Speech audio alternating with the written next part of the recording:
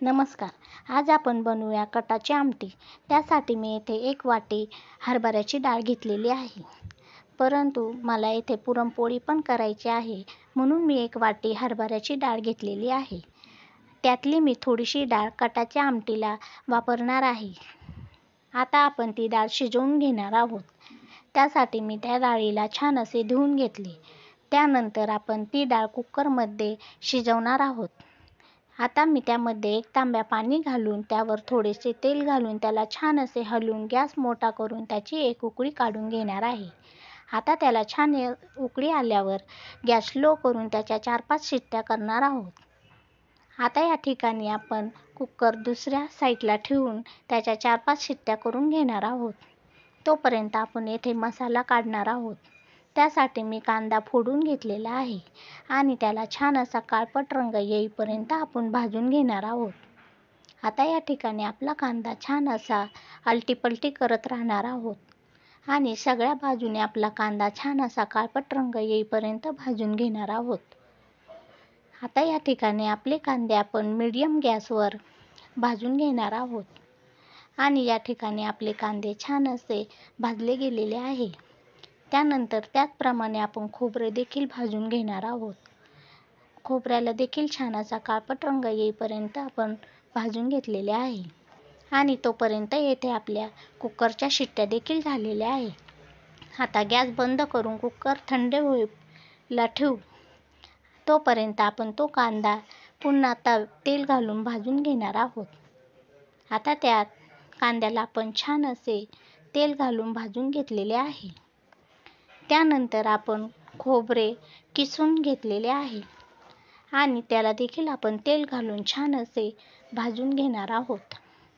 आता या ठिकाणी खोबरे देखील आपण तेलावर छान असे भाजून घेतलेले आहे.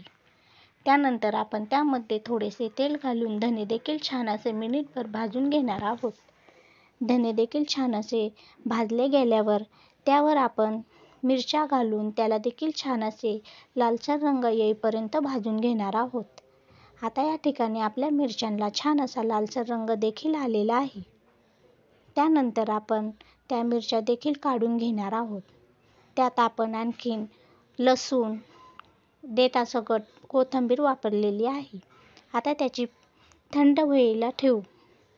त्यानंतर आपण मसाला थंड होईपर्यंत या ठिकाणी आपले कुकर थंडे झालेले आहे आणि आपली डाळ देखील मऊसूत शिजलेली आहे. आता आपण त्यातले पाणी गाळून घेणार आहोत आणि आमटी करण्यासाठी ते पाणी वापरणार आहोत आणि त्याच्यातली काही डाळ आपण आमटी करण्यासाठी घेतलेली आहे. पुरणपोळी कशी बनवायची मी त्याचा व्हिडिओ नंतर करणार आहे.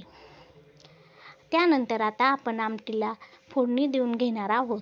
त्यासाठी मी येथे 5-6 पळ्या तेल घालून पातेल्यामध्ये सुरुवातीला कढीपत्ता फोडणीला घातलेला आहे.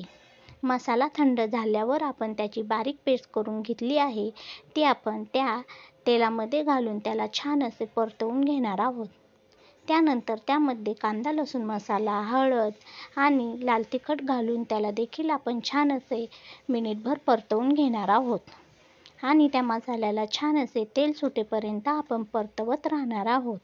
आता या ठिकाणी त्या मसाल्याला छान असे तेल सुटलेले आहे. आपण जे डाळ शिजवताना पाणी वापरले होते ते पाणी त्यामध्ये घालून वर आणखीन 1 ग्लास पाणी घालून घेणार आहोत.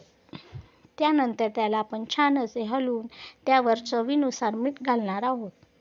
आता या ठिकाणी मीठ घातल्यानंतर त्याला पुन्हा आपण हलवून घेणार आहोत आणि गॅस मोठा करून त्याची 1 उकळी काढून घेणार आहोत. आता या ठिकाणी आपल्या त्या कटाच्या आमटीला छान अशी उकळी देखील आलेली आहे आणि त्यावर आपण बारीक चिरलेली कोथिंबीर वरून घालणार आहोत. आता या ठिकाणी आपली आमटी बनवून रेडी झालेली आहे. बघू शकता. व्हाईट भाताबरोबर खायला खूप छान लागते. एकदा नक्की करून बघा. व्हिडिओ जर आवडला असेल तर लाईक, शेअर, सबस्क्राईब करायला विसरू नका. धन्यवाद.